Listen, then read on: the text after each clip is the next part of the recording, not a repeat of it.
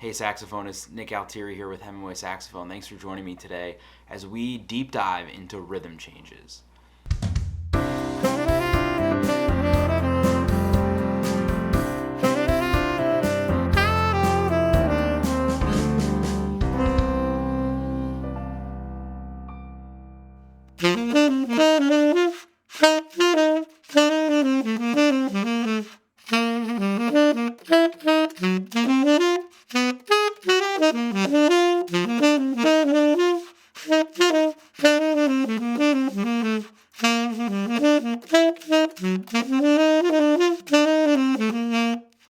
Okay, so today we're talking about rhythm changes.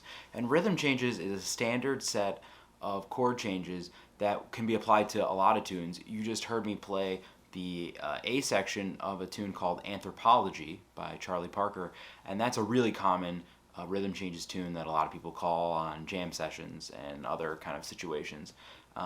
Really good to know heads like that, but rhythm changes, the chord progression actually originated from George Gershwin and his tune I Got Rhythm.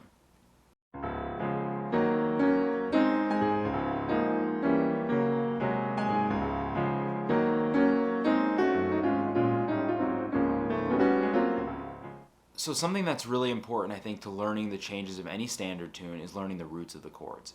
And if you don't know rhythm changes, I've linked all of the examples to everything I'm going to talk about today in the description below. There's PDFs there. You can download them and use them in your own practice routine. Today, I'm going to just start by showing you how I go about learning a tune. And in this case, I just like to learn the roots of the chords so I can understand the harmonic rhythm of the changes, and it'll help me craft a better solo, when I'm on the bandstand. I think that's super important. So the first thing to do is just play through the roots. So I'm going to put the metronome on 2 and 4, and I'm going to just demonstrate playing through the roots of a portion of the tune.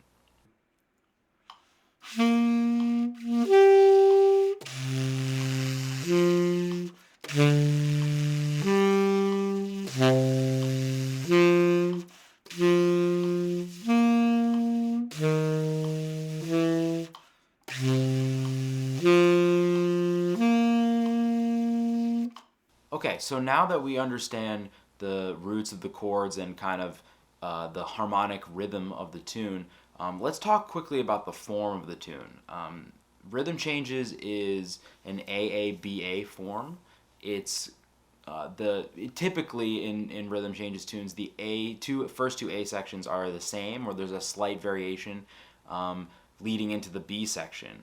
The B section is 8 bars, and it consists of dominant 7 chords in fourths.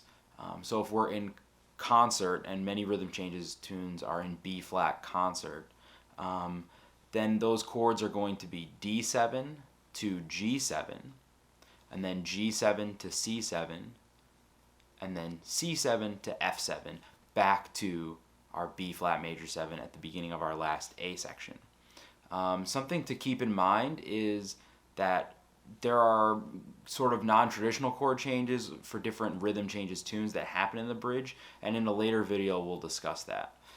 Again, I have standard rhythm changes linked below in the description to PDFs for all of the instruments transposed, so concert, B flat, and E flat instruments. What we're going to do now is I'm going to demonstrate to you how I learn the arpeggios to these chords, because that's going to help us really understand the harmony so that we can craft a better solo. Again, we're just learning how to play over these tunes, so we want to really understand the harmony of these tunes. So I'm going to demonstrate now a technique that I learned while studying at Berklee, and it's just arpeggiating using triplets over the A section. So the pattern is triplet for the 1, 3, and the 5, and then a quarter note for the 7th of the chord when there's 2 chords per bar. And this is over the A sections of the rhythm changes song form, and we'll get to the bridge. I do that a little differently later on, so check this out. Same thing, metronome on 2 and 4, and again, this exercise is linked in the description below as well. 1, 2, 1, 2.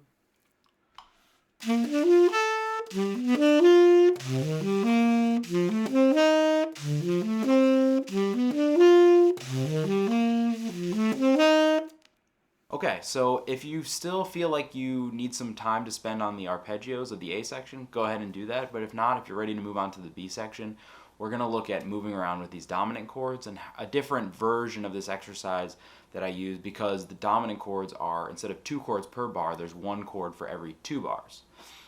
So what we're going to do is, instead of playing an 8th note triplet followed by a quarter note, we're going to play a quarter note triplet followed by a half note for each of the dominant 7 chords, and we're going to do that twice. So we're going to do that once for D7, second time for D7, and so on. So I'm going to go ahead and demonstrate that now. Again, this is part of the exercise I've linked below, so if you want to follow along and do it with me, you can do that below.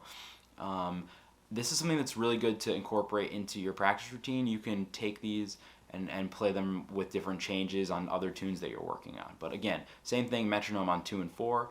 And remember, we want to do this at a slow tempo until we feel confident with it.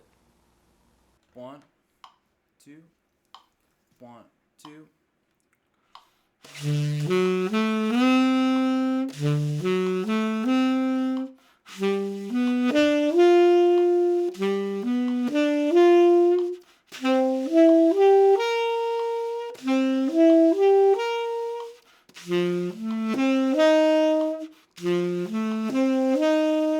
Okay, so now I've shown you several examples of how to sort of start learning the harmony of a tune.